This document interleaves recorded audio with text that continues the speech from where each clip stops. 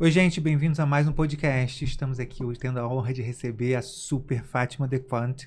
Estamos aqui no novo estúdio do podcast. Vocês perceberem, mudou um pouco o estúdio. É por isso que a gente ficou um tempinho sem fazer. E agora vamos reinaugurar em grande estilo, recebendo essa super mãe atípica. Essa história é linda, vocês vão ver porque, para mim, a inspiração, certamente para vocês também vai ser. Ela é mãe do Edinho, de 28 anos. Tem também uma super trajetória em defesa da causa. E vamos estudar um pouco melhor como é que era o autismo 28 anos atrás e como é que ela vem sendo ativista todos esses anos. Fátima, muito obrigado por ter vindo. Seja bem-vinda ao nosso novo estúdio de podcast, reinaugurando em grande estilo. Que honra, obrigada, Paulo. Eu estou tão feliz de estar aqui. Essa entrevista foi tão querida, né? Tão esperada, e finalmente eu saio da Holanda e venho para o Rio de Janeiro. Estou muito feliz de estar aqui. Obrigada por me receber. Que bom, muito feliz também. Demorou porque estava predestinada a inaugurar. A gente ter essa honra de inaugurar o estúdio contigo. Começa em super grande estilo. Ai, que legal. Me fala uma coisa. 28 anos atrás, você teve a Edinha. Ele não foi seu primeiro filho. Você já tinha outras duas meninas. Duas meninas. A Moira, que tem 10 anos a mais, fez 38, a mais velha. Tem a Stephanie, de 34. Então, quando o Edinho nasceu, foi aquela alegria geral, né? Um irmãozinho, um menininho, um bonequinho, e todos felizes e esperançosos, família completa. Só que, quando ele tinha um aninho e meio, aquela época em que começa, né, a falar uma palavrinha, a se desenvolver, eu notei que ele era bem diferente das meninas na mesma época. Mãe sabe, né? A mãe e pai, principalmente quem fica o tempo todo com a criança, era eu. E eu percebi que tinha alguma coisa diferente com ele. Só que as pessoas à minha volta, incluindo o pediatra, achavam que era só um desenvolvimento diferente, porque ele era um menino, era muito mimadinho pelas irmãs, né? Então, eu fui aceitando, mas, por outro lado, as diferenças só aumentavam. A cada mês era alguma coisa que não se encaixava. E com 1 aninho e meio, um ano e 7 meses, para mim, eu já tinha certeza que era um atraso no desenvolvimento. Autismo, na época, não era muito falado. Então, isso era 1997? 96.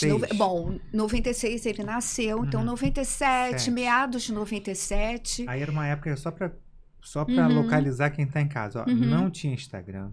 Não tinha Facebook. Não tinha WhatsApp. Não tinha e-mail. Internet, não tinha e-mail. Não tinha. Bom, peraí. Acho que tinha. Eu não usava. Eu não usava. Eu acho que e-mail já existia. Isso. Não tinha smartphone. Exatamente. Não tinha nada. Era pesquisa de biblioteca. E foi o que eu fiz, né? Eu fui para a biblioteca, fui pesquisar. Sintomas sempre, né? Graças a Deus, sempre fui boa em pesquisa.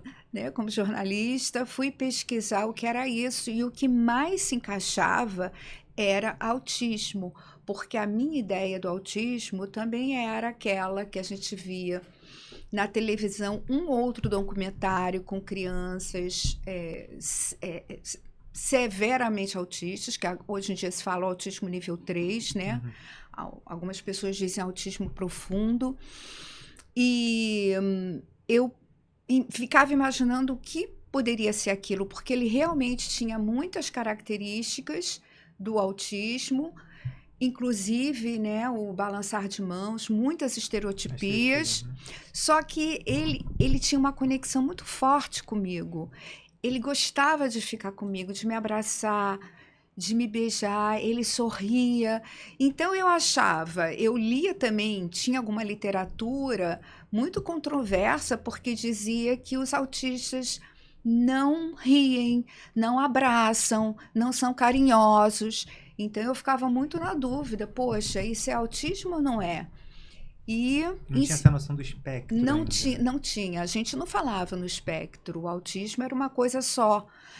Muito menos no nível 1, ele não era no nível 1 de suporte, ele realmente tinha um comportamento bem comprometido, muitos desafios, mas até assim os médicos não se atreviam a dar o diagnóstico. E em 1999, quase virando, né, o século, ele recebeu o diagnóstico. Ele estava com quase 3 anos, depois de muitas avaliações. Isso era lá, na Holanda? Na Holanda. Ele nasceu, todos nasceram lá, né? E ele foi avaliado lá também. E o diagnóstico foi realmente a certeza de que eu não estava louca, que era o autismo. E um autismo bem difícil de lidar. E a família invalidou isso ou acreditou no início? Porque assim, sem culpa nenhuma de família, mas é uma coisa natural, infelizmente é natural. Muitas vezes a mãe percebe uma coisa diferente, a família, não, Sim. você tá inventando, ele não se preocupa e tal. Isso teve? Sim, contigo? teve. Antes do diagnóstico, né? Uhum. Enquanto eu não tinha o diagnóstico, também não tinha nenhuma comprovação para mostrar para minha família. O meu marido primeiro pediu para eu ter calma, vamos ver, pode ser realmente que não seja nada. A minha sogra, até em casa, né? Eu me comunicava, ligava para o meu pai, tem família aqui e tal, minha irmã, e todo mundo dizendo, não, fica calma, fica tranquila. Aquela coisa, né, de família, de querer acolher, de querer dizer que vai ficar tudo bem. E, na verdade, a gente sente lá dentro que, bom, não sabia se ia ficar bem ou mal, mas eu sabia que ele não era neurotípico, né? Que a gente, na época, também não falava assim, eram termos Era normal, que hoje em dia são muito cancelados, né? Ele não era normal, entre aspas. E então, até o diagnóstico, eu tive, sim, pessoas na família que duvidavam, achavam que eu era uma mãe muito preocupada. Bom, era uma mãe normal, preocupada, né? Preocupada normal, não entrava em pânico facilmente, mas ele falava? realmente ele não. Chegou a falar? Não chegou a falar. Ele não chegou a falar. Ele falou 4 ou 5 palavrinhas, mas assim, até 1 ano de idade, com 11 meses, ele chegou a falar tchau, ele tal, sabe? Algo assim bem simples, bola, o nome da irmãzinha, de Stephanie. Mas depois isso também foi assim, foi 1 mês que ele falou, eu achava, tá vendo, ele vai falar, e acabou, não falou uma palavra até os 6 anos e meio. Aí ele voltou, como se fosse regredir. Qual a idade, mais ou menos? 1 ano e meio. 1 ano e meio, ele também deixou um pouco de sorrir mais. Ele era muito sorridente, muito Será que carinhoso. foi alguma coisa de polineural? Porque essa é a idade, né? De 1 ano e meio. Eu acho que houve, sim, a primeira poda.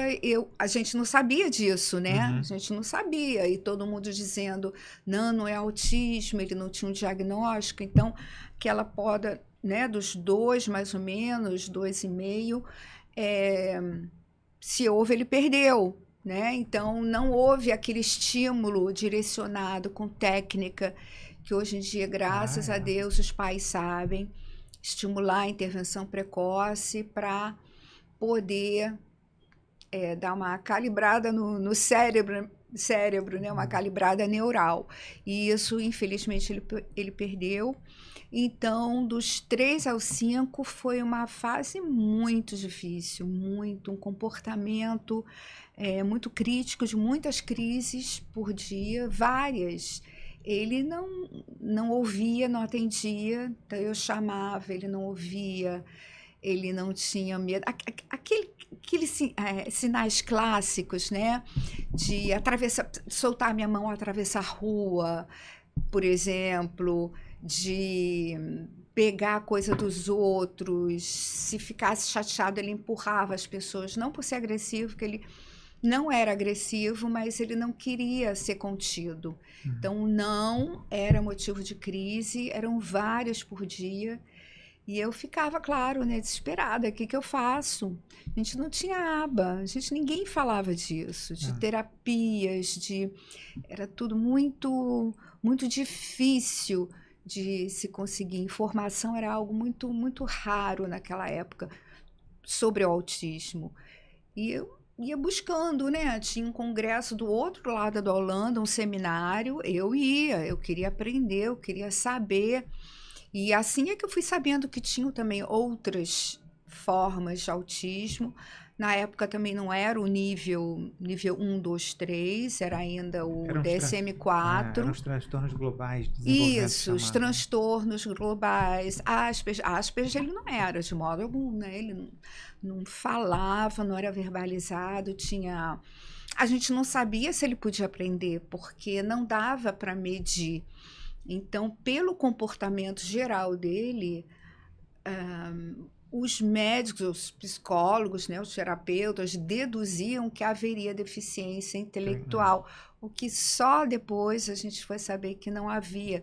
Mas o autismo era realmente bem desafiador e não dava para saber que ele iria aprender. Ele fazia só o que ele queria, né? Ele não ficava um minuto sentado, ele se levantava o tempo todo, pulava, não ouvia, era complicadíssimo. E a gente ia dando aquilo que podia. Eu não sabia ainda sobre a comunicação alternativa, mas eu já fazia foto de tudo, fazia foto da casa da vovó, dizia, olha, a gente vai na casa da vovó, fazia foto do carro, vamos andar de carro, a foto, sabe? De tudo era com foto, mostrava a chave do carro, esse tipo de comunicação, né? Alternativa, mas que Mas você entendia, você percebia que ele entendia o que você estava falando? entendia. Quando eu Entendia. mostrava algo concreto, ele entendia, ficava Visual, feliz, né? porque ele gostava de sair de casa, ele adorava sair. O problema é que ele não aguentava esperar, como muitas crianças autistas, né, não gostam de esperar. Então, se demorasse muito, ele entrava em crise. Se eu pegasse uma outra rua para chegar Caminho à casa da diferente, vovó, mudou a rotina, já era. ele entrava em crise, era complicado e eu não tinha técnica para ensinar tudo isso sem, né? Ou melhor, eu sempre usei a verbalização, né, com ele, sempre fui verbal com ele, mas ele não tinha também a comunicação passiva de entender que aonde eu ia, onde a gente ia. Então era muito enervante, muito complicado, muito estressante. Até que aí eu fui fazendo os cursinhos, já tem um cursinho disso, um cursinho daquilo. Num cursinho de pais, né, assim, tipo uma psicoeducação para pais, saber o que era o autismo, o que você podia fazer em casa. Eu encontrei um casal que já estava usando a comunicação aumentativa alternativa. Falei, pronto, é isso, porque ele já, né, reagia bem a fotos, a objetos.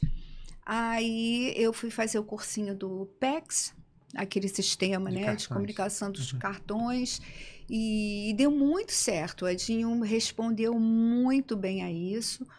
Só que na época tinha também quem dissesse que ele podia ficar E viciado atrasar a fala, e né? que ia atrasar a fala. Mas estava funcionando, eu ia usar. Eu Certíssimo. queria me comunicar com ele. É importante, só um parêntese, é importante dizer para quem está em casa, hoje em dia já tem estudos que mostram que, além de não influenciar no atraso, não viciar, pelo contrário, pode até facilitar o início da fala. Exatamente, foi o que aconteceu.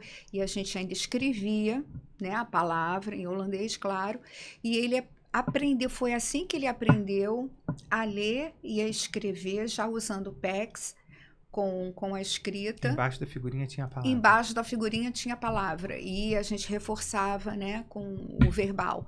Então, quando ele foi para a escola, já com 7 anos, ele foi para a escolinha especial, educação especializada, porque o autismo dele estava no nível, né, mais complicado, comprometido, e a escola regular na época não tinha condições. Não, provavelmente as crianças com um autismo com menor suporte, um nível 1, conseguiam ficar na escola, mas o tipo de autismo do Edinho não permitia, e não tinha problema. A cultura lá também não é, sabe, de achar que a escola especializada, ela segrega. A ideia é o que é o melhor para o meu filho nesse momento. Fora do Brasil é assim, as pessoas não têm essa... Não tem na Suécia, na Alemanha, países que eu conheci, né, que eu mais ou menos conheço sobre a inclusão escolar, porque a educação especializada nesses países é muito boa. É muito boa. Então, é uma vantagem é um privilégio poder estudar numa escola especializada, porque tem tudo o que aquela criança autista precisa, a começar, né? Ele sempre teve, desde os 7, que ele tem um plano de educação individualizado, com os objetivos, com as capacidades no momento, e que vai sendo também a cada 3 meses era revisado para ver onde ele estava, e ele recebendo aquilo que ele podia, que ele conseguia aprender.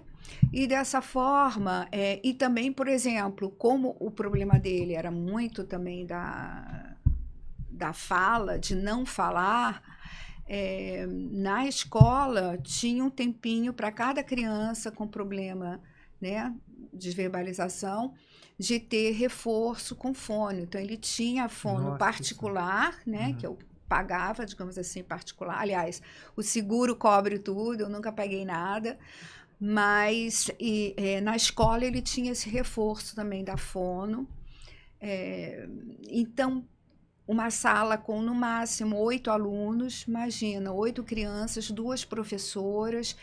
Então, é algo que faz com que a criança tenha a capacidade de evoluir no tempo dela. E depois ela vai passando para outros grupos. Assim, ela vai aprendendo, ela vai se desenvolvendo, então ela vai deixando aquele grupo e vai passando para outros.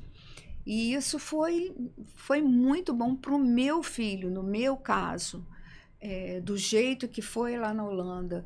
E aqui no Brasil, como eu voltei muito do meu trabalho, né, de conscientização no Brasil, eu sei que é diferente. E existem leis também, existe uma vontade imensa de se abraçar a inclusão total.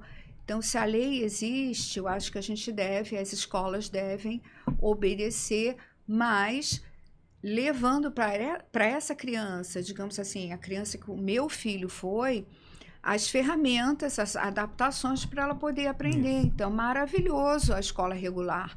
Mas eu acredito que deveria haver um AT na escola também, uma pessoa que facilitasse tudo aquilo que vai exigir uma adaptação no comportamento, no currículo pedagógico, praticamente em tudo. Então, colocar uma criança também com muitos desafios comportamentais e pedagógicos e não fazer nada, eu também não acho que isso é uma inclusão bacana, né? Não é inclusão. Então, mais ou menos isso. Mas sabe o que é fantástico assim na sua história? A gente está falando de uma época em que não se tinha conhecimento, não se tinha nem terapeuta. Eu vou buscar um terapeuta ocupacional. Não tem terapeuta ocupacional especializado em integração sensorial. Não se tinha...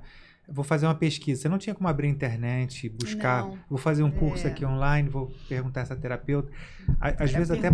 Era buscando. Então, assim, e mesmo assim... Você chegou a ter um momento, como você mesmo está falando, extremamente comprometido, né? Dessa fase aí de 4, 5, 6 anos. Foi bem difícil. E hoje ele está como? Completamente funcional. Olha, parece que é um milagre, mas não é. Eu sei que não existe milagre no autismo, mas o Edinho é um rapaz de 28 anos, independente. Ele vai se formar e vai receber o diploma de Ciências Contábeis agora, no dia 29, na faculdade. Ele já trabalha como contabilista numa empresa renomada perto da nossa cidade de administração, né, e contabilidade. Ele sai todo bonitinho, de terno e gravata, e ele está bem, Paulo, é o mais importante de tudo, porque eu nunca imaginei que ele fosse evoluir tanto.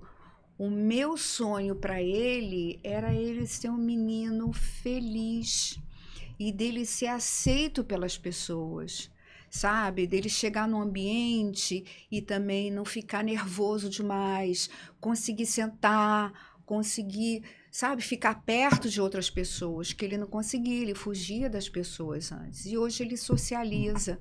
Ele não é uma pessoa super extrovertida, mas não precisa, né? Ele socializa do jeito dele, com as pessoas que ele gosta. Então, falando assim, nesse podcast, em qualquer outro lugar da trajetória do Edinho, vão pensar que é um milagre, que essa mulher fez. Ele dormiu autista, acordou, funcionou. Pois é, e não é assim. Eu sei o quanto eu batalhei, quantas repetições de tudo a gente teve que fazer, quantas horas de terapia a gente teve, eu aprendendo com terapeuta para reforçar em casa, porque isso eu já sabia. Eu sabia que só na terapia não ia dar. A gente sabe, né? Não é possível. Ele tem aquele comportamento todo cheio, né? De não pode, isso não tá bom, aquilo não tá legal. Vai para terapia, aprende, faz direitinho e depois volta para casa e não, sabe? Não dá. A gente vai ter que fazer em casa. Então, era o que eu fazia. E eu instruía, assim, as meninas sabe, a técnica que eu aprendi com o terapeuta, a fazer também em casa. Olha, fala com ele desse jeitinho, faz assim. Então, todo mundo lá em casa, o meu marido, né? Todo mundo virou um pouquinho de, né, terapeuta. Os ateus, porque a gente queria tanto que ele, sabe, que ele evoluísse, que ele progredisse. E, ao mesmo tempo, na escola também foram reparando que ele conseguia aprender. Porque antes pensávamos que havia uma deficiência intelectual grande e que ele não fosse aprender, né? Além de coisas bem básicas. Mas, aos poucos, como ele estava no autismo assim, um pouco complexo, não dava para medir o QI, não dava para saber se ele tinha a cognição, né, intacta, que estava bom. E depois a gente foi vendo, a professora foi vendo que dava assim a psico, né, psicopedagoga. E aí ele foi se desenvolvendo, foi mudando de escola. Aí veio a fala, uma surpresa imensa. Eu não esperava mais. A fala veio num momento em que eu não estava, 6 anos e meio, quase 7, eu não estava esperando mais. Eu já estava de bem com isso, Paulo, porque falei, meu filho não vai falar, e daí? Eu vou amar mais ainda. Por quê? Porque eu fiquei ainda esperando mais alguns anos ainda. Só depois disso, que 8 ou 10, que eu falei, tá tudo bem. Não tava, não, porque naquela época era assim, era tudo muito taxativo. Então, o psiquiatra infantil tinha dito, olha, se ele não falar até os 5 anos... Aonde está escrito isso? Né? Ele não vai falar mais. E aí eu ficava, meu Deus, eu quero tanto que ele fale. Eu fui fazendo de tudo. Fez 5 anos, não falou... Falei, vou amar do mesmo jeito, vou amar mais ainda. Quando meu filho não tiver voz, eu vou ser a voz do meu filho. Muito bom. Eu vou ser a advogada, eu vou ser a defensora, eu vou ser a mãe, a enfermeira. Eu tô ali, o amor não ia mudar em nada. E aí eu relaxei, só que, claro, eu não fiquei muda com ele, né? Eu continuava falando com ele, continuava estimulando, e eu ia vendo também que ele parecia entender mais. E quando foi um dia, tá até no livro, né, que eu escrevi da minha trajetória, quando... Naquele dia, uma tarde, a gente comendo pãozinho, né, em casa, ele e eu, as meninas ficaram mais tempo na escolinha delas, escola regular, claro, elas não têm autismo, e eu com ele, e aí ele vira para mim, a gente comendo pãozinho, eu falando para ele, primeiro você come, depois a mama, né, mama é holandês, mamãe. Aí ele falou, mama. Falei, não. Quase infartou. Eu quase... O pão ficou aqui. Aí eu não sabia se eu chorava, eu não sabia se eu mastigar chorando. É horrível, né? Imagina, não dá. E ele rindo, aquelas covinhas bonitinhas, né? E eu falei assim, não, eu ouvi demais, não é. Aí eu falei, Edinho, mama, ele, mama, e rindo. Aí eu falei, pronto. Aí liguei para todo mundo. Se tivesse internet, eu colocava na Tinha internet. feito vídeo, peraí. Tinha feito grava aqui, embora. não Hoje em tinha dia internet dá nessa para época. filmar tudo, né? Naquele tempo não tinha. Aí comecei a ligar para todo mundo e feliz e fazendo aquela festinha nele que ele adorava. Para ele, reforçador era fazer cosquinha, sabe? Jogar ele para cima e tal. E ele já estava pesadinho, mas mesmo assim foi fazer cosquinha, foi agradecer, e liguei pro pai, as meninas vieram, foi aquela festa toda.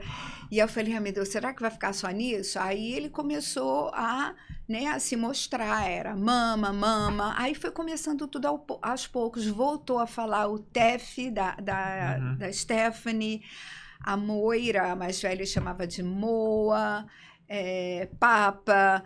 Mas tudo muito simples, Paulo. Ele ficou assim, olha, falando uma palavrinha. Sem frase ainda, né? Sem Só frase. Que diz, vai começar a falar tudo, não. Não foi o caso dele. Foram palavrinhas, mas eu estava tão feliz, né? Porque aí, imagina, Paulo. É isso que as pessoas não entendem. Muita gente não entende.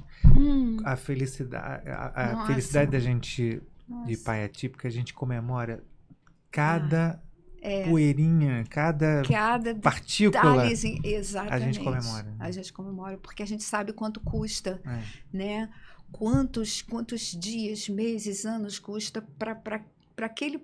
Sabe, fazer o cadarço, amarrar o cadarço, comer sozinho, sair da fralda, tudo é tão valioso.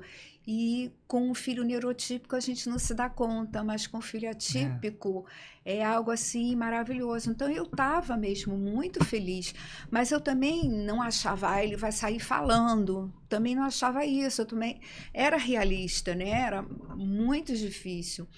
Então, com 10 anos, ele falava como uma criança de 2, sabe? Edinho quer, Edinho comer... sempre falando dele na terceira pessoa, que é muito comum também no autismo, quando tem algum problema na fala, ele ainda se vê, sabe, através dos olhos do cuidador. Eu falava Edinho, ele falava Edinho, ele não falava o eu. É bem curioso isso. Ele Edinho, quer Edinho? E a gente entendendo tudo. Poxa, tinha comunicação, coisa maravilhosa, não tem nada melhor do que isso. E aí, na escola, como ele falava, ele estava já num outro grupo, porque a parte pedagógica estava indo bem, então ele estava mudando de grupo. Mas aí ele foi para um grupo com crianças mais, né, verbalizadas. Ele era o que tinha menos verbalização, o nível era mais baixo. E aí tinha... criança típica não costuma fazer bullying, mas eles achavam estranho o Edinho. Então, mesmo na escola especializada, ele sabia que ele era menos do que os outros meninos, sabe? Porque ele não falava igual aos outros meninos. Aí ele ficou 1 ano e meio na escola, ele teve um mutismo seletivo, que foi uma pena. Aí ele não falava mais. Ai, meu Deus, foi difícil fazer ele, sabe, ter aquela autoconfiança de seguir falando. Em casa ele falava, mas em casa ele falava a gente, todo mundo feliz, as irmãzinhas felizes.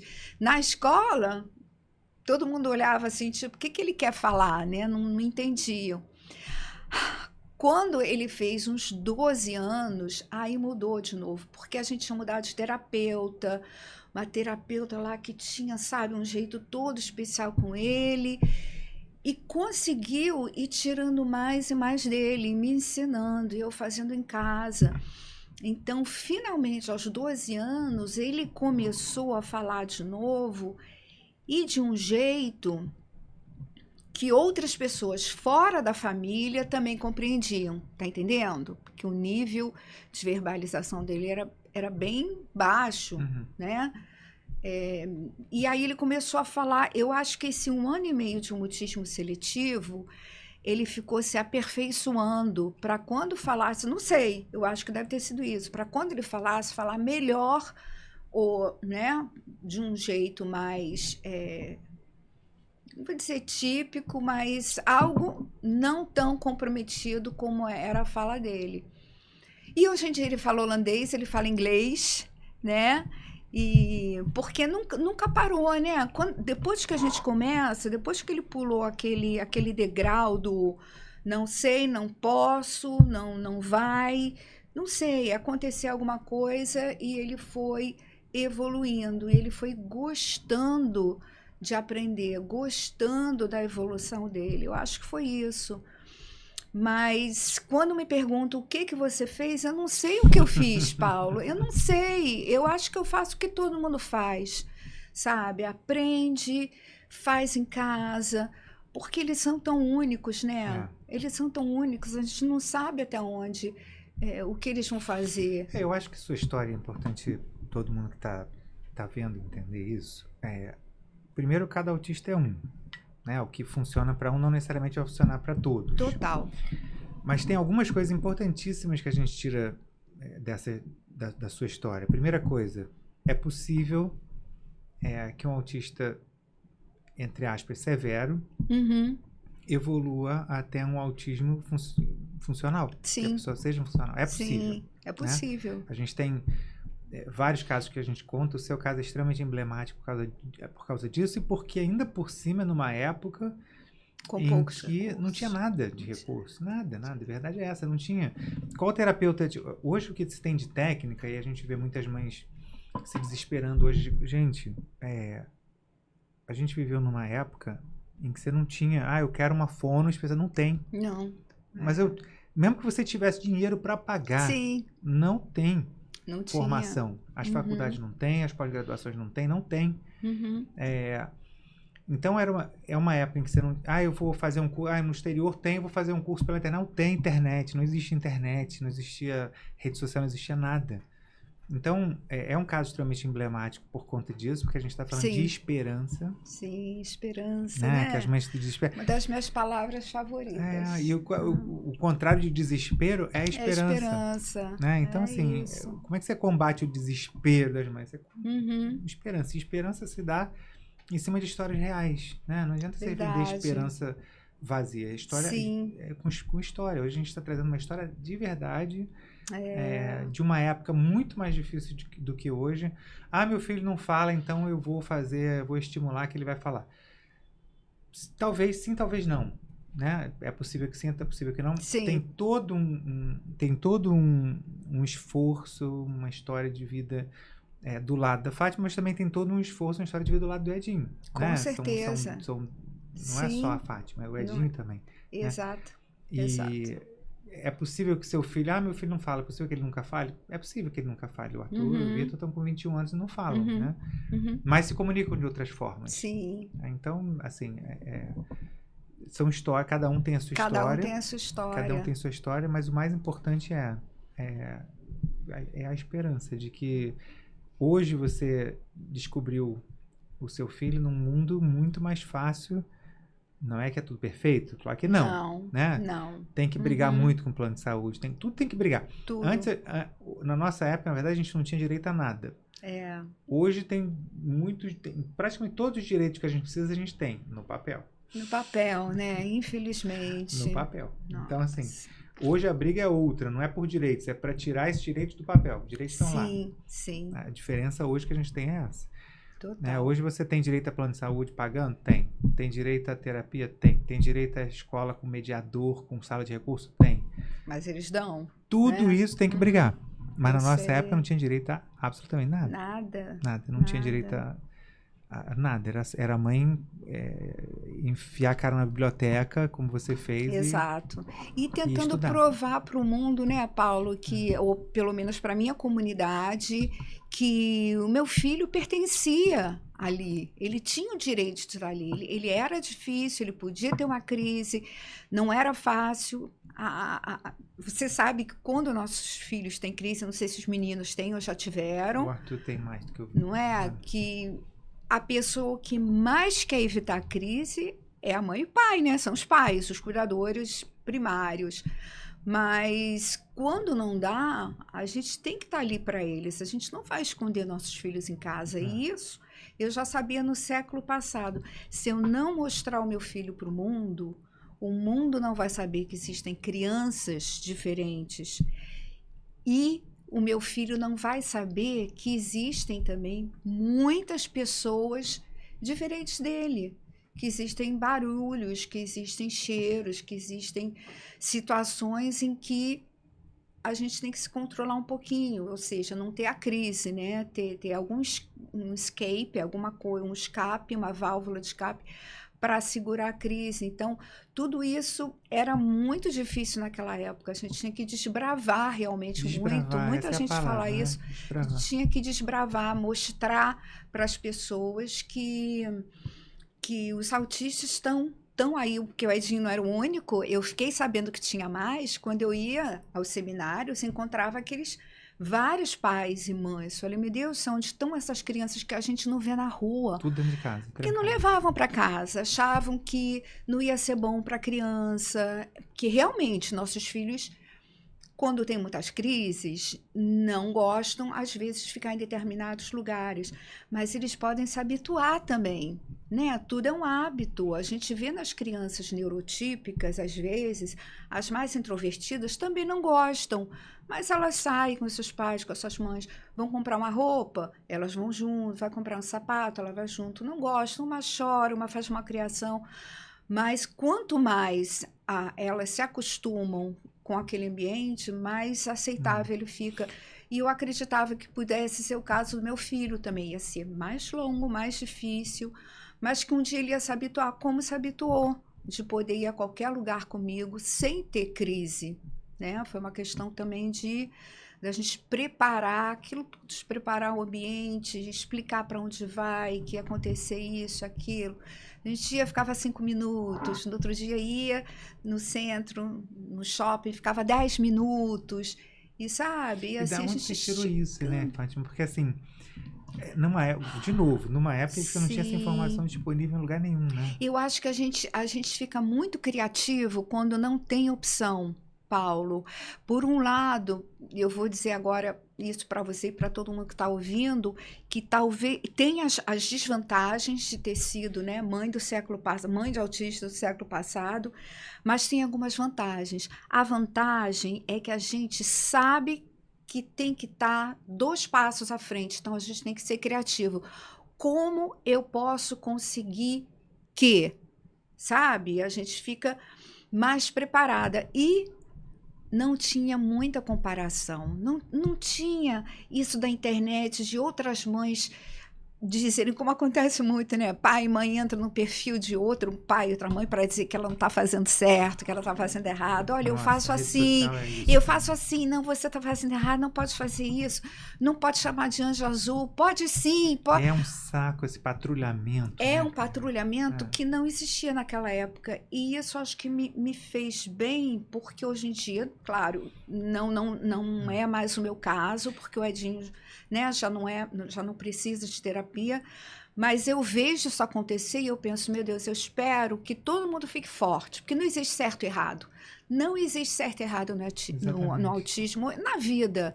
Existe o que dá certo e existe o que dá errado. Perfeito. Nas diferentes condições, nas diferentes situações. Ninguém tem o mesmo tipo de vida, de jeitinho de lidar em família. Toda a dinâmica familiar é diferente, começa por aí.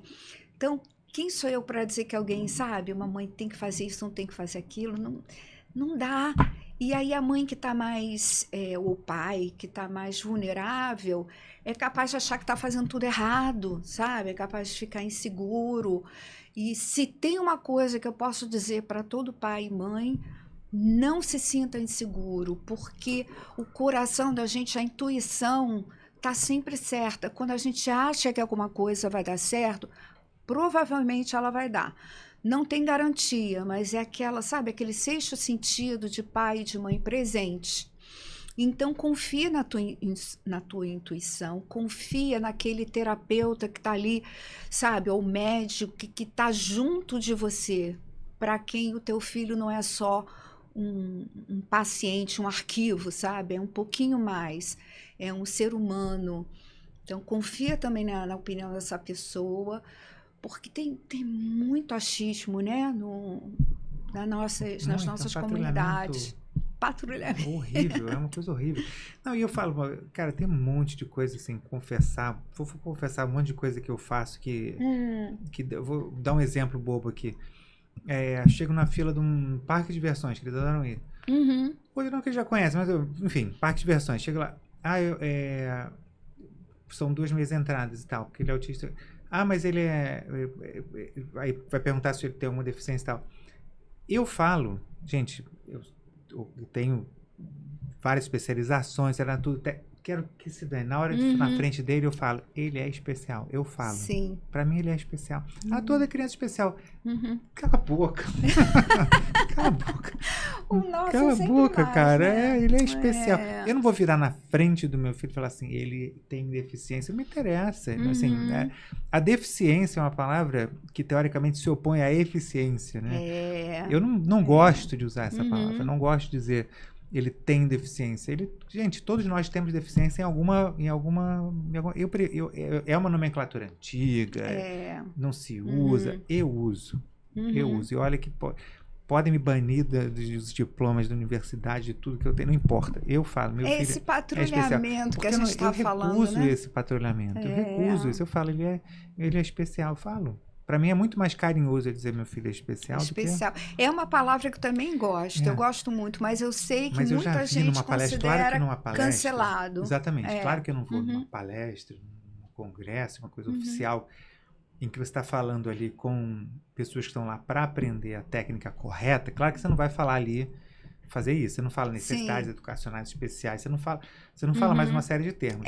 Agora, no cotidiano, numa entrada de um jardim botânico, uma entrada... no dia a dia... Claro, você não... E o mais importante é que você fala algo que ele gosta de ouvir. Isso. Ele gosta de ouvir que ele é especial. Eu acho que... minha preocupação é com ele, principalmente. Quando eu falo ele especial. Lógico, como falei, você vai fazer você está fazendo um seminário, alguma coisa, você vai se ater a terminologia. A terminologia técnica. Sim. Agora, não lembro quem foi, cara, alguma autoridade dessa da vida que foi falar e usou o termo especial numa palestra e foi vaiado no meio do negócio, sabe? O patrulhamento funciona fora também da internet, é uma coisa horrível. Esses dias eu vi, quem foi? Alguém falou isso num vídeo que eu vi que maravilhoso. A pessoa esculhambada na internet e a pessoa falando, gente, você falaria, se você encontrasse essa pessoa fisicamente, pessoalmente, você falaria o que você fala, escreve na internet para a pessoa? Exatamente. Você falaria na cara dela?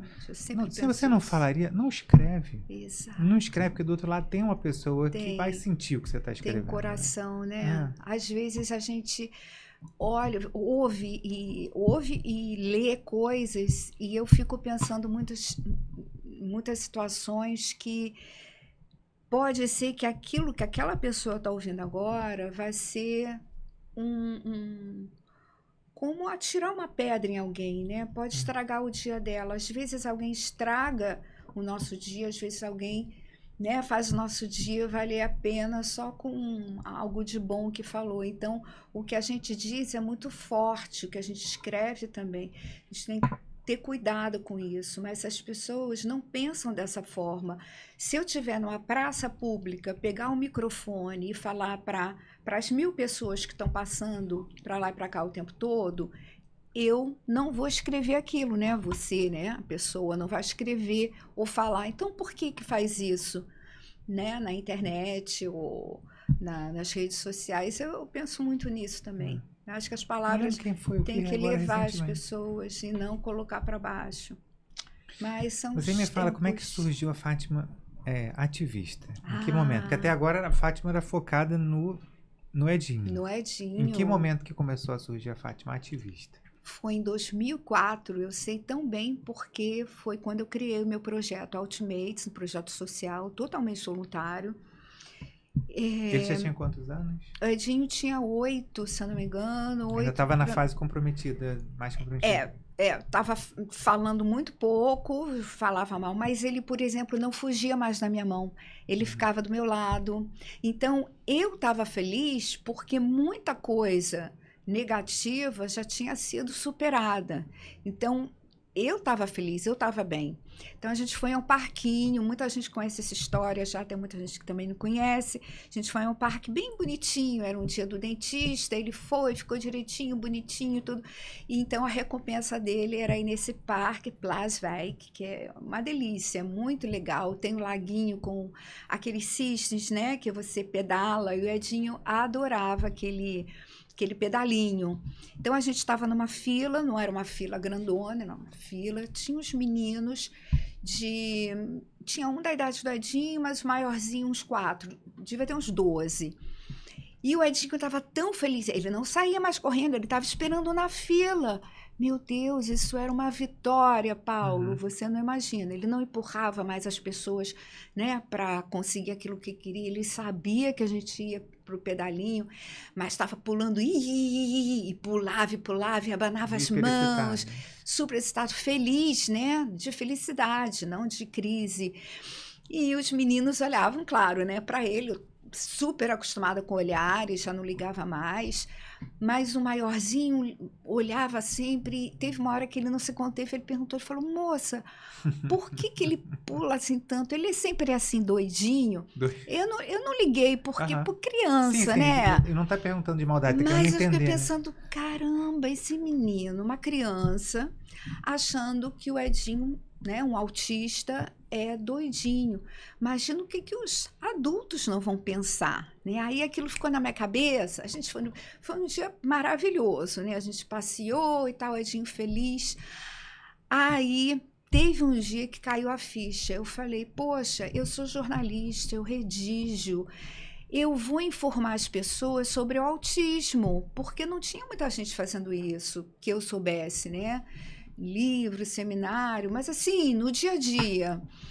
Aí, e eu já fazia o Ultimates, era o jornalzinho, eu era editora do jornalzinho da escola dele, a escola de autistas, né, a escola especial, eu e umas outras mães, a gente já fazia o jornal. Eu falei, eu vou fazer o projeto Ultimates, nome do jornal, e vou ver, vou escrever, vou colocar todas as informações, o que é o autismo, como se manifesta, blá, blá, blá, aquilo que a gente já conhece, né? Que tem, hoje em dia tem cartilha, né? Em qualquer lugar. E aí eu levei, Paulo, para o hospital da minha cidade, eu levei para o posto de saúde, eu levei para o consultório, a sala do médico, eu deixava uns folders, né, uns folhetos ali sobre autismo. Eu levei para a escola das minhas filhas, escolas regulares. E eu descobri, aliás, eu confirmei que quando a gente quer mudar o mundo, não é sobre mudar o mundo, a gente começa a fazer alguma coisa, nós mesmos, da maneira mais simples e possível. A minha maneira possível era ali, no meu município, com o que eu tinha, né, aquela habilidade redacional, levar para lugares que eu já tinha visitado, que eu achava que poderiam saber.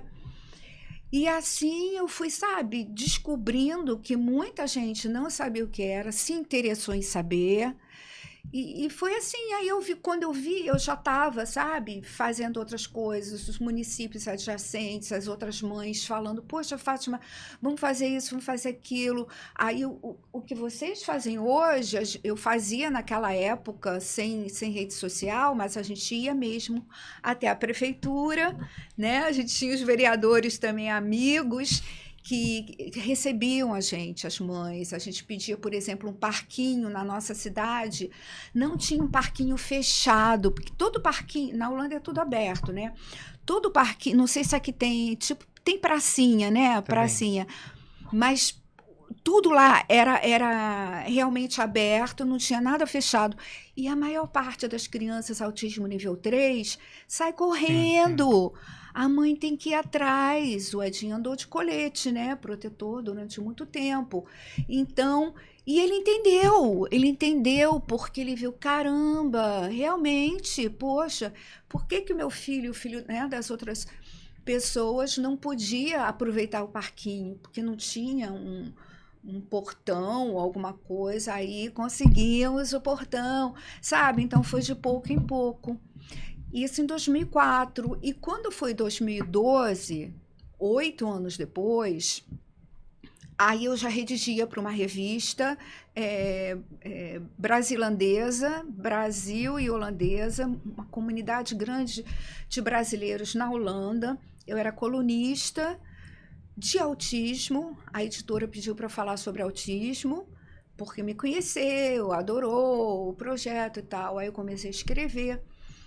E você sabe, né? Na época já tinha internet, e-mail, acho que já tinha até Facebook, né? Tinha Facebook 12, acho que sim. 2012, isso, que eu entrei acho que em 2010 no Facebook. Nem, não postava muito, depois fui começando a postar mais.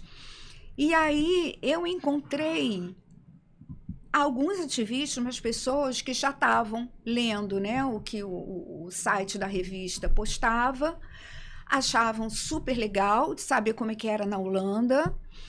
E quando eu vim ao Brasil em 2013, marcamos de nos encontrar. Eu conheci a Berenice Piana. Que legal. E 2013 foi justamente um ano depois da Lei Berenice Piana. Foi, Né? na verdade, foi em dezembro, tinha acabado de ser sancionada, ela foi sancionada, Final se não de me engano, 12. 27 de dezembro. Eu conheci na semana, uma semana antes do Ano Novo, então foi na semana mesmo da sanção. Então ela achou tão interessante a gente trocar essas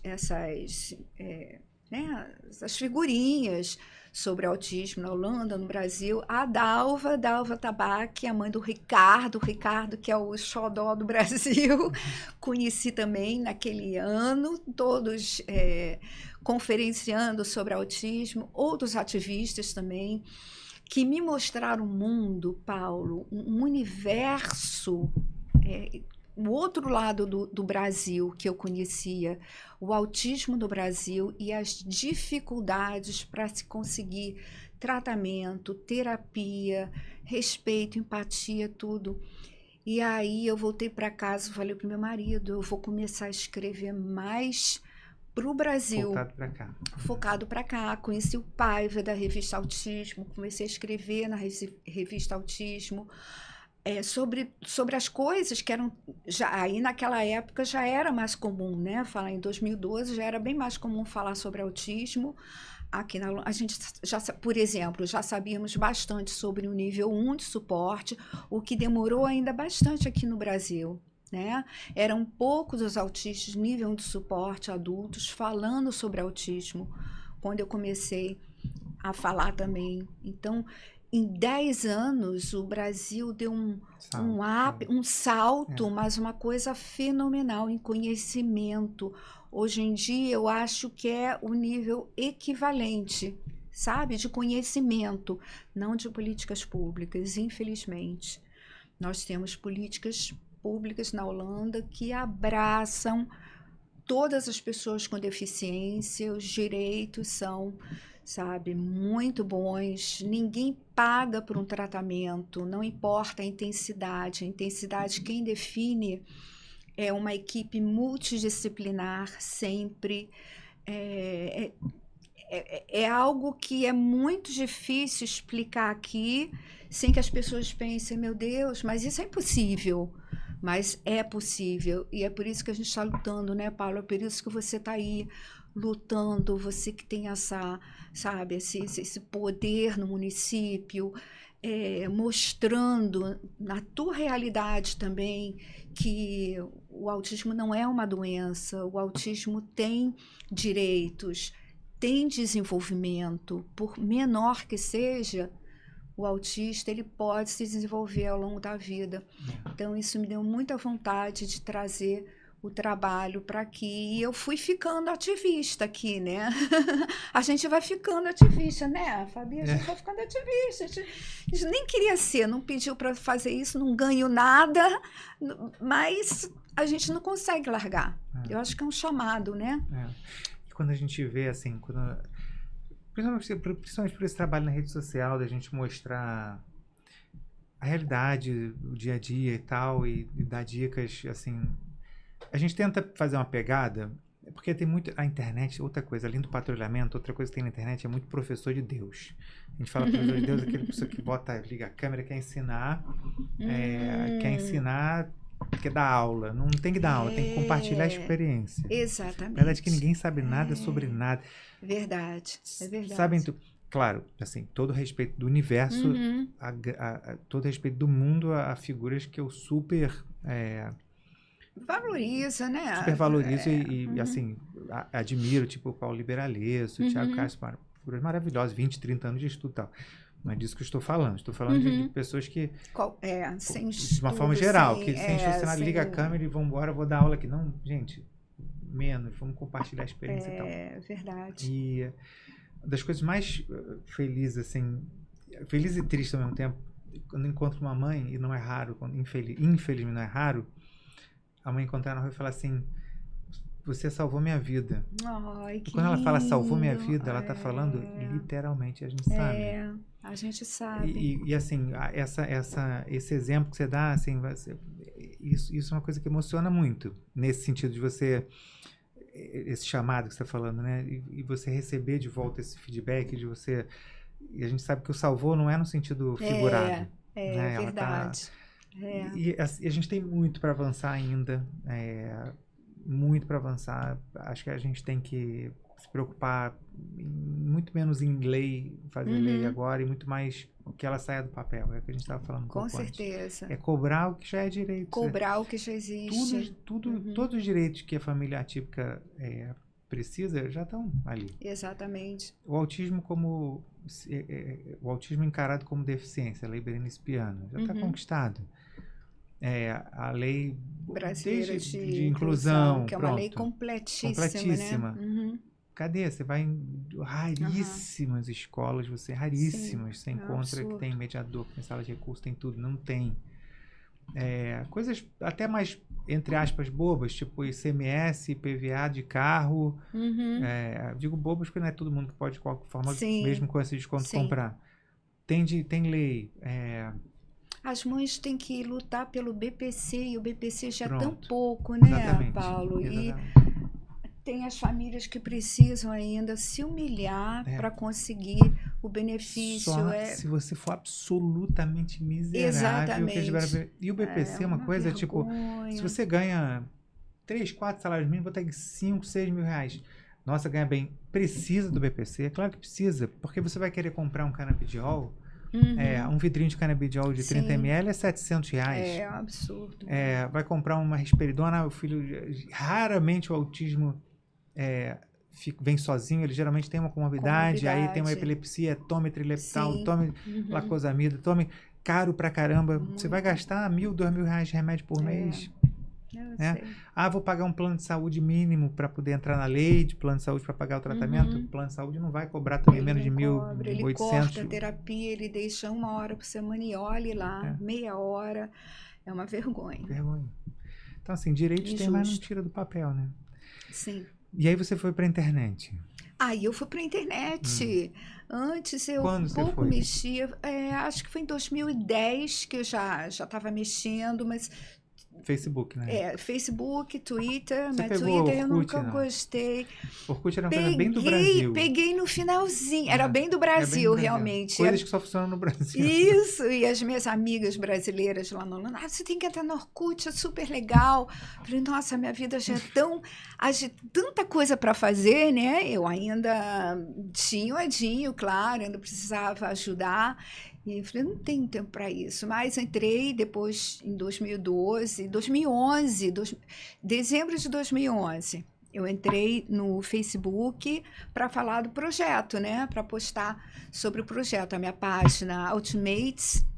E depois eu fiz Ultimates Brasil, uns anos depois, para falar sobre autismo, em inglês e em português. E fui desenvolvendo, fui escrevendo, fui caindo, né, no gosto das pessoas. Em 2017, se eu não me engano, 16 ou 17, eu fui parar no programa da Fátima Bernardes, que Que foi legal. maravilhoso. Era uma época que ninguém também, que não tinha muita gente na televisão, né? Era assim, de lá para cá, bombou tanto que hoje em dia tem muita gente falando sobre autismo na televisão. Naquela época foi, nossa, foi da Fátima Bernardes, muito legal. E depois entrei para o Instagram já em 2018 ou 19, não, 18. Comecei a ter Instagram porque é difícil dar conta de tudo, né? Só não tenho TikTok porque meu tico e teco não aguenta mais TikTok. É muita coisa. Cada rede tem uma Característica, né? Um característica de público estilo, diferente. verdade. Eu falei, não, tá bom assim. E o Instagram, aí eu me senti mais em casa. Não sei por quê, comecei a escrever. E aí um dia chega uma DM para mim, eu já sabia quem era. Porque eu saí do Brasil muito cedo, então não conhecia muita gente famosa. Aí tinha um Marcos Mion mandou uma mensagem para mim. Um Marcos Mion. Um Marcos Mion. Sei quem é. Ele tinha feito um stories dizendo: vocês têm que seguir essa mulher. Aí pronto, de repente, acho que eu tinha 9 mil seguidores. No dia seguinte, eu tinha 16 mil. Você estava no Aí seu perfil assim, pessoal ou já tinha comunidade pessoal, para autismo? não, eu só tenho um com meu nome. No Instagram eu só tenho Fátima Dequevante. Eu sou a única Fátima Dequevante que existe, então é fácil de encontrar. E aí, no dia seguinte, eu tinha, sei lá, uns 16 mil, 18 mil. Aí eu falei, eu acho que eu tô com problema no meu Instagram, sabe? Porque, falei assim, acho que tem algum bug, né? Alguma coisa. Porque de 9, né, para quase o dobro, tem alguma coisa. E aí, cheio de mensagem. Você viu, Marcos Mion colocou no Stories para seguir Fátima Dequevante. Eu adoro os textos dessa mulher. E eu falei, meu Deus, como é que esse homem me conhece? Ele já tinha o filho dele, sim, o Romeu, sim, foi em 2018. Ele estava começando a falar sobre autismo também. Não, um pouco antes ele começou a falar sobre autismo, mas eu sei que ele gostou dos meus textos, a gente começou a conversar. E em 2019, ele falou, Fátima, eu quero criar uma comunidade assim, que vai abraçar todo mundo. Quem gosta do autismo, quem não gosta do autismo, quem ama, quem odeia, nível 1, nível 2, nível 3. Bora, mas eu não posso fazer isso sozinho, eu tenho que fazer com alguém, né, que eu... gosto do jeito de escrever, tem um estilo parecido. Aí pronto, né? Aí a gente topou e fez esse projeto da comunidade pro autismo, né, uma plataforma praticamente no Facebook, no Instagram. E lá a gente começou a conhecer vários autistas, também muitos talentosos, muitos artistas autistas, muitos foram já ao programa dele, mas é para tudo, é para todos. Lá a gente recebe, você sabe, né? A gente adora colaborar nas suas postagens. Não, gente, todas, a gente segue não é todas ao acaso, existe toda uma política de aceitar postagens, né? Sim. Sempre muito claro, e a gente sempre vai nesse sentido da conscientização, então a gente agradece, aproveita aqui ao vivo não, mas enfim, ao vivo contigo aqui, agradecer sempre a disponibilidade da gente conseguir divulgar para mais gente nossos vídeos. Eu adoro quando eu vejo tuas postagens. Obrigado. Tem uma outra coisa que o algoritmo já pegou nossa página e não deixa passar, por exemplo, crianças autistas em uma situação vulnerável. Então, quando tem alguma denúncia... Teve uma que não tinha nada a ver de problema. Eu vi, teve uma época que você sofreu uma penalidade de um negócio que tinha nada a ver. Exatamente. Acho que você entrou num collab de uma coisa que tinha tido... Eu não lembro se foi Foi de uma advogada, uma pessoa muito bacana também. E era uma boa postagem. Era um post informativo, Mas são diretrizes do aplicativo, e se o algoritmo pegar uma vez, aí ele fica circulando. Então, porque muita gente compartilhou aquilo. Acho que até você chegou a fazer um vídeo com aquele, foi aquela época, aquele tipo de vídeo que todo mundo compartilha, porque foi um absurdo. Só que tinha essa situação de vulnerabilidade da criança autista. E uma, né, das páginas que foi advertida foi a nossa. Então, aí desde então já não postamos mais, mas tem vezes que aí eu posto na minha pessoal, porque a minha não foi, eu posto no Fátima Dequante, a minha privada. Tem coisas que a gente tem que mostrar, Paulo. Eu prefiro não ter que mostrar, eu detesto expor uma criança. Mas quando a mãe está à beira de não aguentar mais, de jogar a toalha no ringue, aí eu posto na minha página e sempre tem um bom samaritano. Sempre aparece um médico, uma alma boa, aparece uma clínica de aba que oferece a terapia, sabe? Então é por isso que é exceção, eu não faço isso sempre, mas tem situações que eu digo, meu Deus do céu, essa mãe não vai aguentar. Acho que vocês devem saber disso melhor do que eu, Nossa, né? Você deve não, ver melhor muito não, mas a gente disso. também. Você vê muito disso, então é muito preocupante, sim. Eu me importo, né? E é isso. Me fala uma coisa, uma das frases que eu acho que é legal você falar, tem uma que você fala que o hiperfoco é uma ferramenta maravilhosa para trabalhar eles. Poderosa. Então, explica para as pessoas que estão em casa um exemplo disso contigo. Olha, vou dar um exemplo do Edinho, né? Que o Edinho, ele é dos números. Ele sempre foi dos números, mais do que palavras. Eu sou de palavras, ele é dos... Ele é né? contador. E ele é dos números. Então, tudo para ele era... Ele fazia gráfico, né? Gráficos, porcentagem, matemática. Ele é daqueles que faz as contas de cabeça, né? Ele não precisa de máquinas de calcular, ele sempre foi muito bom na matemática. E a gente não sabia, né? Só depois dos 10 anos. Enfim, aí um exemplo. Edinho tinha dificuldade de se expressar verbalmente. Então, Edinho, você está chateado? Ele não fazia cara de que estava chateado.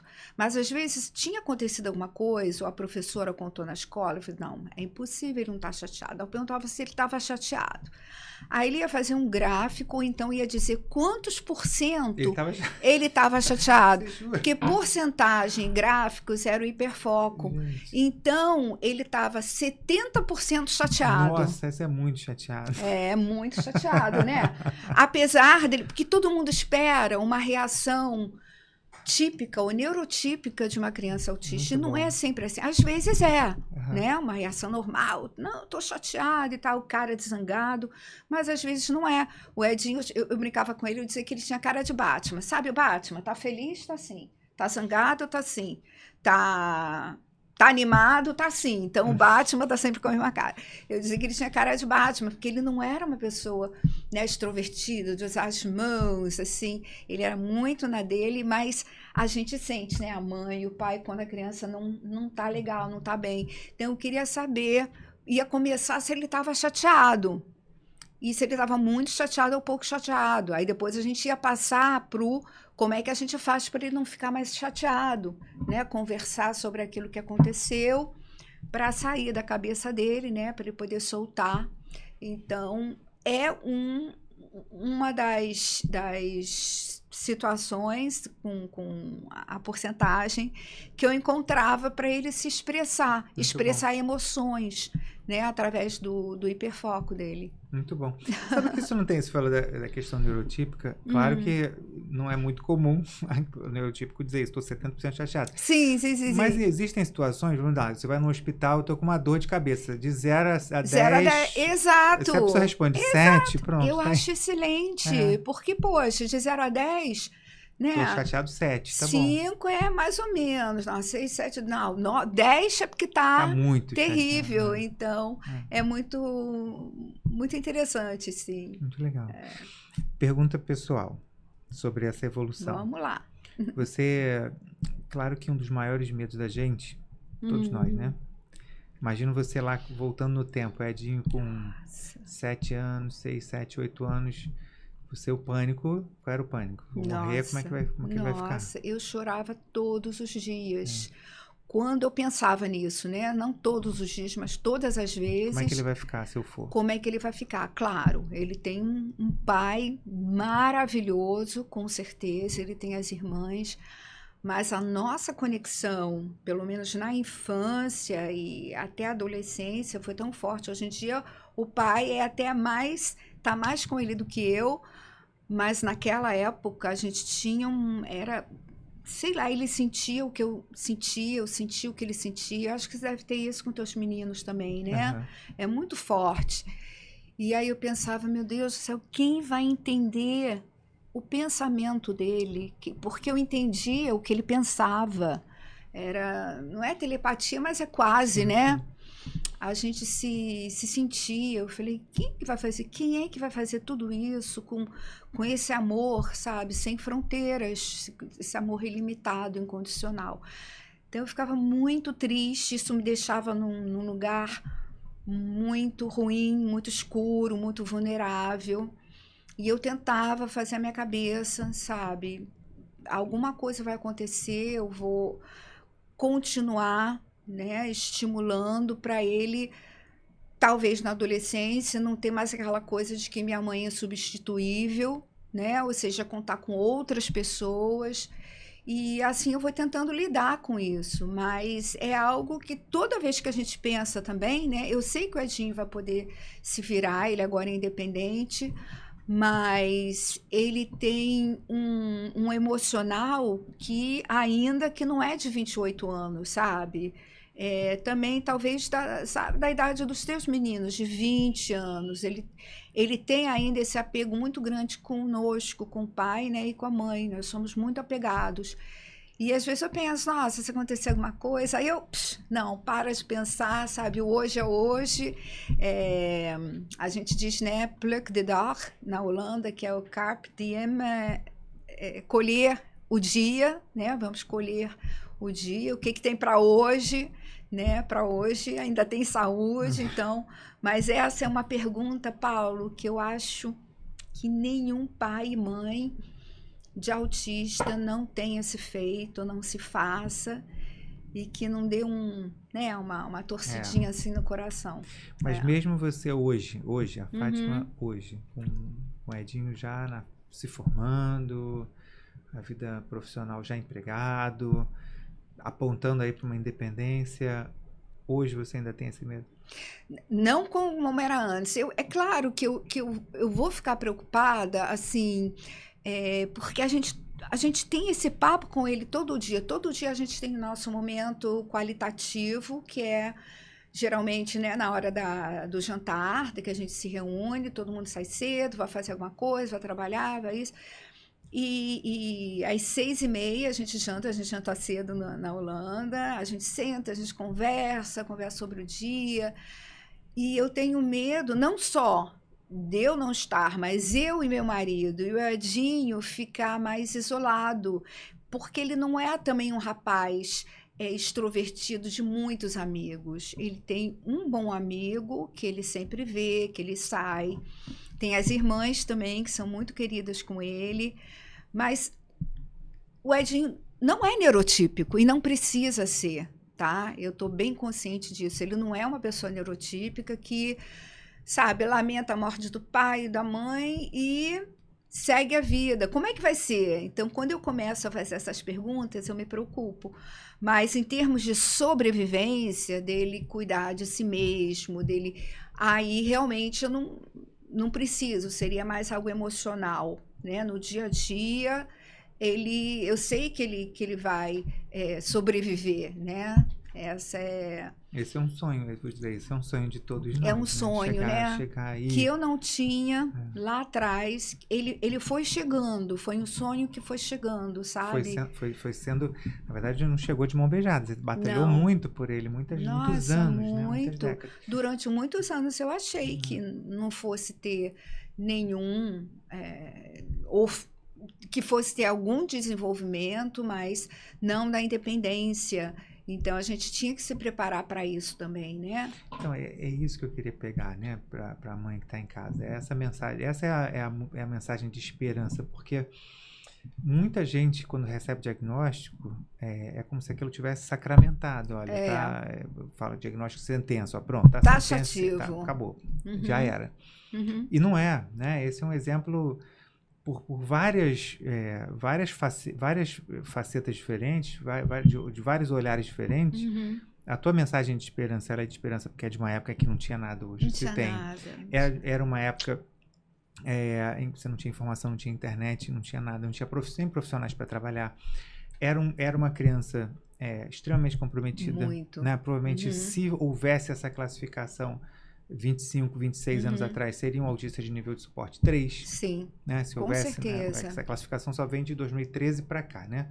Mas provavelmente era um autismo clássico ou autismo profundo naquela época. Então, vem uma outra informação importante. Os níveis são móveis, não é condenado. Né? O nível de suporte 3 já era, meu filho está condenado, não está. Né? É uma outra mensagem que passa. Meu Deus, o que eu posso fazer? Pânico de mães, eu não posso morrer. Eu não posso morrer hoje. Né? Mas já que eu não vou morrer hoje, eu acho que eu estou bem de saúde. Trabalhe essas décadas, muitas e muitas, se Deus quiser, décadas que tem pela frente, pela independência, porque é possível. É possível chegar nesse ponto. Então, assim, são várias mensagens. Você traz em si todas essas mensagens. Obrigada, Paulo. Passar. A gente que te agradece. A gente que agradece o exemplo. Você trazer. É muito querido, muito obrigada. A gente que te agradece todas essas mensagens que você carrega na sua história, né? São mensagens importantes, principalmente para aquelas mães que estão nos primeiros passos, né? É importante olhar e falar assim, gente, como é que... Porque as pessoas pensam, cara, meu filho tem 4, 5 anos, como é que vai ser quando ele tiver 15? Como é que vai ser quando ele tiver 18, 25, 28? Gente, é possível, né? Ir trabalhando. Se eu puder falar, interromper rapidamente para dizer uma coisa que também é importante dizer nisso, né? Sim, pode mudar, mas não vai ser sem algum trabalho, sem arregaçar as mangas. É uma união, sabe, importante da família ou de quem está cuidando da criança com um profissional que realmente vai validar aquela criança, vai ver o potencial, sabe? As bandeirinhas verdes, porque a gente vê uma porção de bandeira vermelha, né? Tá tudo errado, tá tudo ruim, mas sempre tem aquelas janelinhas que um profissional, né? Que tem aquela... inclusivo, na verdade, que vê, não, eu vou perceber naquela criança como eu posso fazer alguma coisa por ela, ou ensinar alguma coisa, ou modificar um comportamento. Então, isso é muito importante saber que existe essa possibilidade, mas eles não vão, os primeiros tempos, eles não vão caminhar sozinhos no espectro. Vai ser de mão dada com a gente vai soltando aos pouquinhos. A do Edinho, né, eu fui soltando, tá solta, mas ele já andou de coleira nesse espectro, né? Literalmente, era um colete protetor que não era para criança, então não era uma coisa muito humanizada, porque não existia naquela época, era um colete de bichinho mesmo, né? De gatinho, de cachorrinho. E muita gente olhava assim, meu Deus do céu, o que é isso? Essa mulher é doida. Se sair correndo, morre atropelado. Morre atropelado. Quantas vezes já não aconteceu de quase, né, ele atravessar uma rua, se jogar numa piscina? Assim, a gente tinha que proteger mesmo, fisicamente. E outra coisa importante, se a gente acha que está muito difícil de ensinar a escrever, a fazer conta, ensina alguma coisa dentro de casa, as atividades de vida diária que são tão importantes, né? O desfraude, às vezes a gente pensa, meu Deus, está com 7, 8 anos, está de fralda. Insiste no desfraude para ver se consegue fazer...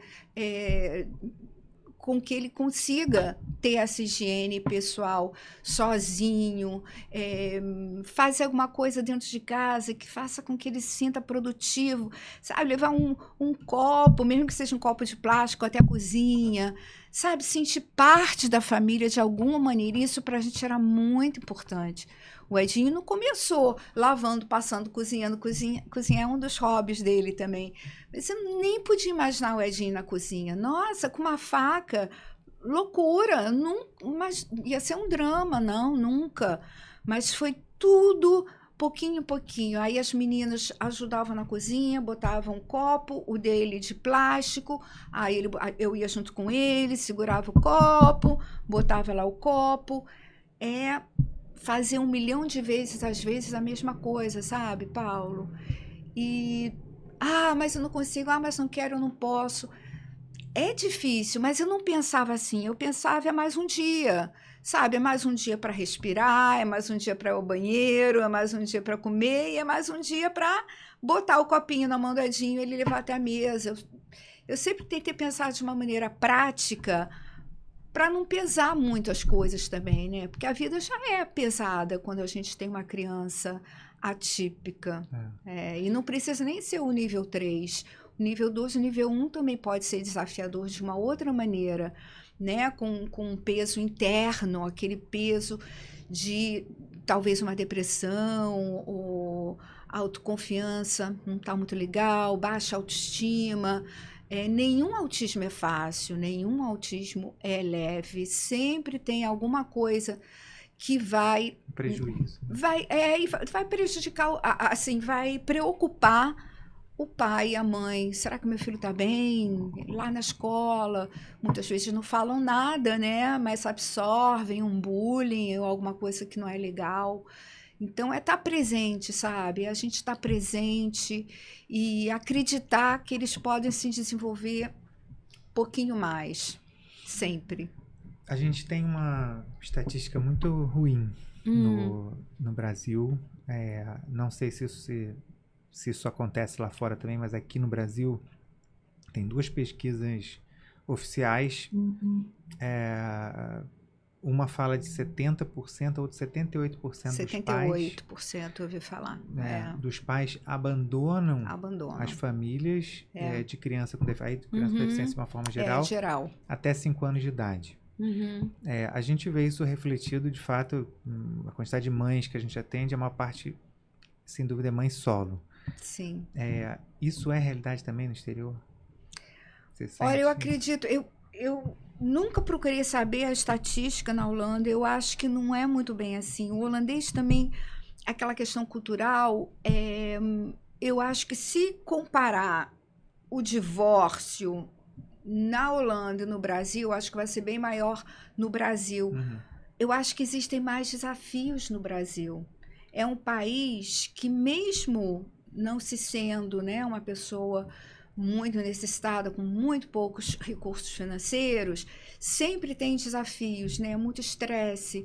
Você deve saber que o nível de ansiedade, de depressão do brasileiro é um dos mais altos, né, mundialmente, pelo menos é o que dizem as pesquisas.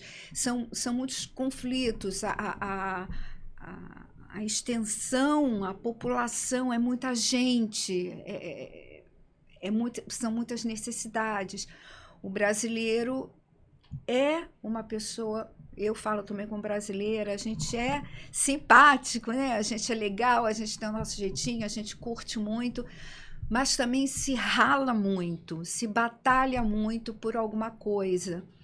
E eu sei que imposto de renda nem sempre, o imposto pago nem sempre volta para o cidadão, para o trabalhador. Tudo isso desanima, tudo isso pesa numa relação. Eu acredito que existe uma correlação. Não é um estudo científico, são observações assim empíricas, mas que eu observo porque na Holanda os casamentos costumam durar mais, né? O casal fica junto e são muitos os pais, por exemplo, no congresso, no seminário, são muitos homens. Não é algo que eu diga assim, nossa, a gente só vê mulher, né? Mas é algo que eu reparo, né? Sendo holandesa também, vindo da Holanda, que muitos congressos aqui a gente vê muitas mães, a gente vê muitos profissionais, homens, mas pai mesmo, são poucos que acompanham as suas esposas. Então, eu não sei dizer muito bem, mas eu acredito que no Brasil já talvez tudo seja tão mais complicado que alguns homens, graças a Deus não é o seu caso, e né, de uns 20% talvez dos pais, homens que ficam. E o pai que fica, Ai, é uma coisa, inclusive, olha, eu vou aproveitar, porque tem um texto aqui, esse é para você. Ganhamos o livro da O Fátima. Pai que Fica. Tem um texto. Sabe que eu vou ver se tem dedicatória, claro que tem. Ah, claro que tem. Isso vai para nossa estante. Olha, essa estante a gente está bom. fazendo um cantinho justamente dos livros que a gente recebe dos convidados. Que legal. Ah, vai para lá. O da Maíra, tem do eu Thiago, fiz da o Maíra. prefácio da Maíra. Foi. O prefácio é meu. Ó, tem do Thiago, muito tem da bom. Maíra, tem da Fernanda. Aquele lá a Fernanda acabou de fazer. Ai, aquele amarelinho ali. Eu não conheço a história que meus pais não contaram. Ela acabou de fazer. Ai, que legal. A Fernanda Fialho. Ah, muito bom. Aquele Pai Neuro é do Marconi. Doutor Marconi, muito legal. Tem vários ali. Ai, tem os bom. livros da doutora Ana Beatriz também, da Pod People. da Pod adoro a doutora Ana. E eu ganhei mais um livro. Bastante. Muito bom. A maior parte dos textos é para as mães atípicas. Que tem é a maioria, textos né? que não tem, são unissex. E tem esse texto essencial. Os 3 do choros de pai. uma mãe autista. Vamos dar um spoiler no livro? Vamos. Quais são os 3 choros da mãe autista? Ah, lê um pedacinho. Então pode ler, você que tem uma voz bonita. Não, que voz da onde? Não tem. 45. Não tem. Não. Voz de locutor de podcast. Choro de felicidade. Depois de uns 10 minutos dos balanços no escorrega, ele correu na direção de outras crianças. Achei o máximo, já que em geral ele não ligava para isso. Eu de longe, sentada num banco, olhava a cena. Meu filho pulava e abanava as mãos, aquela estereotipia, né, de excitação. As outras crianças olhavam. Quando ele começou a fazer o barulhinho com a boca, em sinal de alegria, elas começaram a rir dele e saíram correndo. Quase chorei de tristeza. O segundo choro. As outras mães, sentadas nos bancos, igualmente em grupo, olhavam para a mesma cena com sobrancelhas levantadas. Não sei o que pensavam, mas em nenhum momento, aliás, tem um texto lindo dela que eu vou fazer vídeo desse texto, sobre a questão da conscientização, do preconceito, né? Você olha para o lado, quando você vê uma... Lembra que eu falei? Esse aí eu quero fazer, eu quero roteirizar. Isso é uma honra. Não, imagina, não é nossa. Edinho cansou de correr atrás das outras crianças, ainda sorrindo, alheio ao preconceito. Essa parte, para mim, eu vou te falar, me emociona muito, essa questão deles não terem noção do que estava... Ele estava feliz. Virou as costas, veio... Eu tenho meus problemas com isso também. Ai, que lindo. O Arthur já sofreu, claro, né? As pessoas olhando, julgando, e ele, cara, ele tá, tipo... Ele nem... Feliz, ele tá feliz. Isso é que interessa, né? Esse negócio foi a armadilha dela, mandei ela. Você que escolheu. Eu caí na armadilha. Me deu um beijo. Isso a gente chora tristeza totalmente, né? Porque quebra a gente totalmente. Total. Me deu um beijo, puxou minha mão, me levou até o balanço para eu empurrar. Ficamos ali um bom tempo os dois. Vou logo para... É isso. E aí ela chorou na terceira vez de amor. É isso. Eu olhei para meu filho com ternura e pensei como ninguém via nele o que eu via: doçura, felicidade, liberdade e paz. Gente, lindíssimo. Ó, vou deixar ali o link e tal. Que bom que você gostou. Bota a câmera para ela ali, por favor. Muito bom, muito obrigado. Lindo. Muito obrigado. De nada. Vai ali com certeza prestando. Vou deixar aqui, carinho, com muito carinho. Se a gente se acha tão pequeno por ter uma criança diferente, é porque outras pessoas estão sendo mais dominantes na nossa vida. Esse sentimento, principalmente para quem está chegando, pai e mãe de uma criança, né, que descobrem ser autistas, para se fortalecerem cada vez mais. Porque assim como esse texto que você leu, uma parte, eles estão felizes e a gente está preocupado, e a gente está triste, e a gente repara, e eles só querem isso, eles querem ser felizes. Se a gente proporcionar um sorriso, alegria para os nossos filhos, nós completamos a nossa missão. Tudo que vier depois é a cereja no bolo. Então, a gente nunca vai precisar se sentir humilhado, se sentir envergonhado, se preocupar com o estado do nosso filho naquele momento, que não está aprendendo, que não é igual aos amiguinhos. Se ele está feliz, ele está cumprindo uma missão maravilhosa. Porque acho que a gente veio ao mundo para isso, para aprender e para ser feliz. É isso né? mesmo. A gente recebe muita mensagem de mães, de pais, sobre a transição do autista criança, que é o que muita gente conhece, que a maioria das pessoas conhece, para o autista na puberdade, na adolescência e adulto. Queria que você falasse um pouco dessa tua experiência, dessa evolução do Edinho. Nós devemos encarar o autismo como algo ao longo da vida. Os nossos filhos vão crescer. A gente não quer, né? A gente quer colocar num potinho, numa caixinha, mas eles vão crescer, eles vão se tornar adolescentes e depois adultos. E cada fase vai ter um ou outro desafio que a gente deve se preparar um pouquinho antes. Por exemplo, na fase da adolescência, quando aparece um exemplo, a sexualidade do menino ou da menina autista, se a gente já se preparar quando tiverem 9, 10 anos, né, a pré-puberdade, isso já vai dar uma mais autoconfiança. Quando o momento chegar, a gente vai ter tempo para preparar o nosso filho de como lidar com isso, o local correto, como, sem medo, a parte emocional. E também na adolescência, o que é tão importante é que eles têm consciência de que não são menos do que ninguém. É na adolescência que muitos descobrem serem autistas ou escutam absurdos na escola, sofrem bullying. Então, a autoconfiança, a autoestima é algo que só o pai e a mãe podem dar. É uma base que vem de casa. E o psicólogo, mais tarde, vai aprimorar, vai também dar técnicas ou dicas de como lidar com isso. Mas os pais, em casa, já podem falar para os seus filhos sempre que eles são diferentes, mas eles não são menos. Todo mundo é um pouco diferente de todo mundo. Essa base tem que estar boa. E a nossa família, é a primeira comunidade de qualquer criança, inclusive da criança autista. Se ela der esse alicerce, se o alicerce for forte, vai ser forte para a vida toda, para chegar na vida adulta, independente de ter um diploma, independente de ser uma pessoa realmente autônoma, né? Com autonomia independente, ela vai saber que ela nasceu para participar desse mundo, porque não existem dois mundos, o mundo do autista, o mundo é um só, e é de todos nós. Fátima, a gente sempre encerra o nosso podcast com uma pergunta. Ai, que legal. O que você falaria para o pai que abandonou a família com deficiência, o filho com deficiência? Que mensagem você deixa para ele?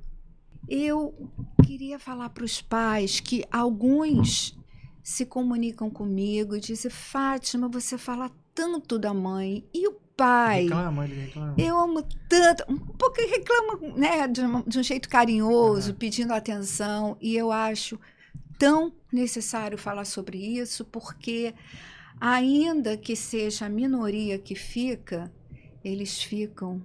E eles sentem tanto quanto a mãe. A mãe é sempre, nós, né, mulheres, somos sempre aquelas que, né, somos elogiadas, ou as pessoas têm pena da gente, são mais coitadas. Não somos. Mas os homens, os pais, eles têm um poder sobre os filhos, tanto o menino quanto a menina, que é algo que a gente pode usar para fazê-los se desenvolver, como foi no caso do meu filho, porque eu não posso estar presente o tempo todo. Eu estava 90% do tempo, mas o meu marido estava comigo também. Então, o pai que fica, ele abraçou a missão de uma maneira, a missão de ser pai, né? Que todos deveriam ser, da presença sem preconceito. Aceitou que o filho tem as suas limitações, mas isso não atrapalha em nada aquele amor incondicional que ele tem. Então, eu acho que é tão importante a gente falar sobre a importância da figura paterna na vida de uma criança típica. E que sempre é tempo, se tem algum pai aí em dúvida ouvindo a gente, sabe, e que se arrepende de não estar presente, sempre dá para voltar, sabe? Não fica com medo, volta, o teu filho vai querer você. Eu gostaria que os pais voltassem a procurar seus filhos, aqueles que abandonaram, que eles voltassem, porque é tão importante. Não, e essa mensagem é muito boa, assim, claro que o voltar não necessariamente voltar para o casamento, Não, voltar a sua figura do pai. A presença do pai. Do pai. E é legal essa mensagem, porque assim, muita gente, as mães que vêm revoltadas, com muitas mensagens do tipo, você, pai, tipo, dando bronca e tal, é uma mensagem muito mais de conciliação, né? De conciliação, porque eu sempre acho assim, 2 pessoas foram necessárias para criar uma pessoa extraordinária, né? Fora do comum. Os nossos filhos autistas são 2 pessoas, não é uma só. Então, se essa segunda pessoa puder voltar e contribuir com aquela parte que só ela pode dar, porque a mãe, ela vai dar o todo dela. E se o pai der um pouco do que ele é, eu acho que por aquele ser humano que eles fizeram, que eles criaram, vai ser o cumprimento de uma missão de vida. Porque a gente não tem filho só para ter. A gente tem filho porque a gente quer dar uma continuidade, tem amor para dar, tem sentimento. Salvo exceções, né, de quem não queria ter filho. Se teve, por um acaso, na maioria dos casos, aquelas 2 pessoas formaram um ser humano. Então, seria tão lindo que, mesmo separados, tivessem os 2 essa consciência de que tem um ser humano extraordinário que vai precisar de mim de alguma forma. Sempre achei isso, vou continuar achando. Muito bom. Então, volta, pai. Muito bom. Fátima, super obrigado por você ter vindo. Pra gente foi uma super honra, assim, poder contar a sua história, né? Que é a história que todo mundo vai chegar, assim, no autista adulto, vai chegar nesse momento e o olhar para o futuro, né? Principalmente para aquelas mães, para aqueles pais que hoje estão com um filho com 3, com 4, com 5, com 10, esse olhar para o futuro acalenta muito o coração dessas mães, né? E uma história que traz muito significado sobre níveis, sobre hoje em dia, as técnicas de hoje versus as de antigamente, se era possível, é possível, e se não for possível aqui, o que é possível, o que é importante, o que é importante, que é ser feliz, e por aí, é muita coisa assim que essa história traz, né? E a gente espero que esse podcast tenha trazido tudo isso para você, que você tenha, que isso de fato seja muito útil para a vida de vocês, que possam ver com esse olhar não só do que é importante no presente, mas o que isso significa no longo prazo. Eu queria te agradecer muito por estar aqui com a gente compartilhando isso, né? Muito obrigada, Paulo. Eu é que agradeço a tua receptividade, hospitalidade e as palavras tão carinhosas, né, comigo. É um prazer conversar com um pai, né, ou com outra pessoa que também tem filhos autistas e que sabe que a gente não deve ter medo, né? A gente acolhe, a gente aceita, a gente ama. E a gente tenta o possível, é isso. Né? Muito bom, muito obrigado. Muito obrigada por eu poder falar isso aqui. A gente vai deixar para você uma lembrancinha. Ai, que lindo. Do nosso canal Girassol. Muito obrigado. Eu amo girassóis, né? Das minhas flores favoritas. Amei. Obrigada. Legal, obrigado. E olha, muito obrigado a você que assistiu a gente até aqui. Se você não está inscrito ainda no canal, se inscreve, ativa o sininho para notificação e até o nosso próximo podcast. Valeu. Obrigado, pessoal. Obrigado, Fátima. Obrigada.